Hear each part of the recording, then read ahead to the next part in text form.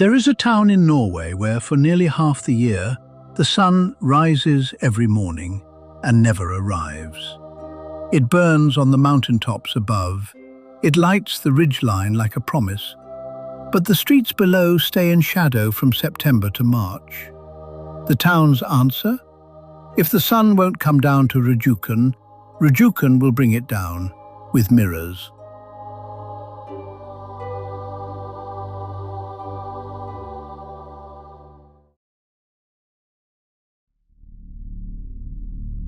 Rjukan sits at the floor of the Vestfjord Valley in Telemark, wedged between walls of mountain that rise a kilometre on either side. In summer, it is postcard Norway, but the town runs east to west, and the winter sun hangs low in the south, too low to clear the ridge. From late September to mid-March, no direct sunlight touches the streets. This is not the polar night. Rjukan lies far south of the Arctic Circle. The sky is bright. The days are ordinary lengths. The sun is right there, glowing on the peaks above town all day long. You just can't stand in it. Locals could watch the light slide along the upper slopes like water they weren't allowed to drink.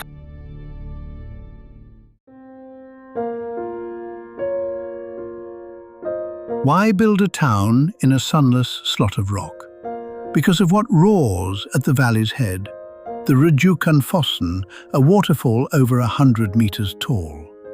In the early 1900s, an industrialist named Sam Eid looked at that falling water and saw electricity, and with it, a way to pull fertilizer out of thin air. Norsk Hydro dammed the falls, built one of the largest power plants of its era at Vemork, and raised a complete company town below it. Houses, schools, a church, a railway. 10,000 people where almost nobody had lived. Rjukan didn't grow. It was manufactured. A town built to serve a waterfall, with sunlight left off the drawings.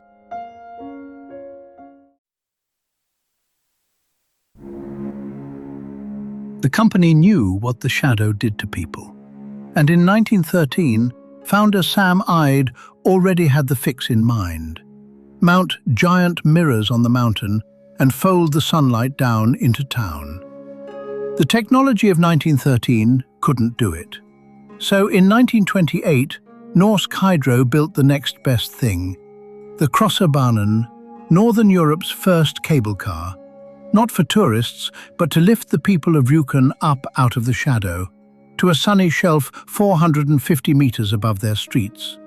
For generations, that was the ritual. In winter, if you wanted sunlight on your face, you rode a gondola to reach it.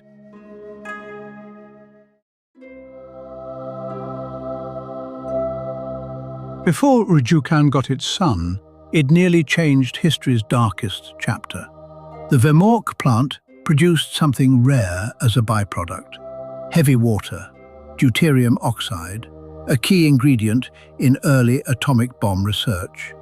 When Nazi Germany occupied Norway, Vemork became one of the most important targets in Europe. In February 1943, Norwegian commandos skied across the winter plateau, climbed down a gorge the Germans considered impassable, slipped into the plant, and blew up the heavy water cells without firing a shot. The raid became legend, the heroes of Telemark. The town in the shadow had spent the war at the center of the atomic age.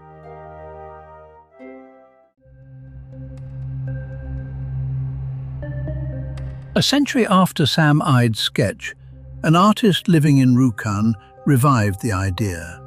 And this time, the technology existed.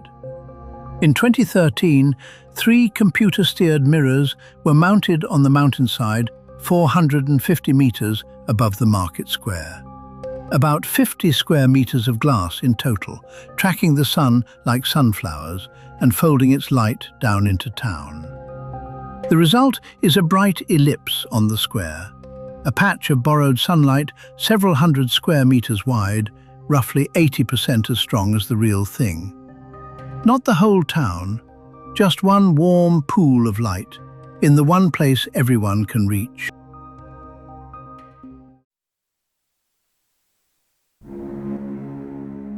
On winter days, the ellipse becomes the town's living room. People bring deck chairs, parents park prams in the light. Cafe tables migrate toward it. Tourists stand in it and grin at nothing, the way you do in sunlight after months without. Around the square, ordinary Rjukan carries on in the blue shadow. School, shifts, shopping, and then someone steps into the patch, stops and closes their eyes for a moment. It is a strange kind of infrastructure, not a road or a pipe, but a feeling delivered daily by mirror, weather permitting.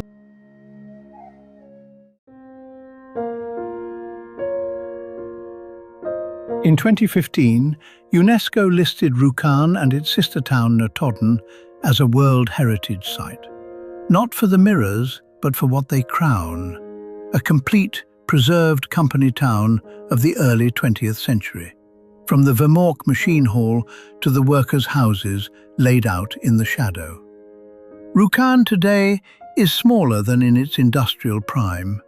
The factory jobs went the way of factory jobs everywhere.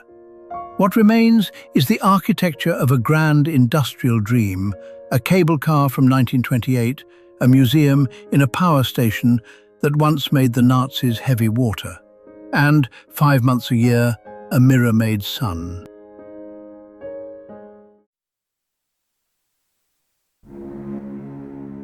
Here is what Rjukan teaches. People will accept astonishing trade-offs. Cold, isolation, half a year of shadow, for work, for community, for home. And when the trade-off bites, they engineer around it. A cable car in 1928, mirrors in 2013. Each one a refusal to accept that geography gets the last word. The sun still ignores Rjukan for half the year. The town simply stopped taking it personally. On the square, on a clear January noon, there is a pool of light with people standing in it. Borrowed, reflected, 450 meters out of its way, but warm. Would you stay? If this journey to the far corners of the map meant something to you, subscribe. Far Corners goes where the map runs out. Next stop, somewhere even harder to believe.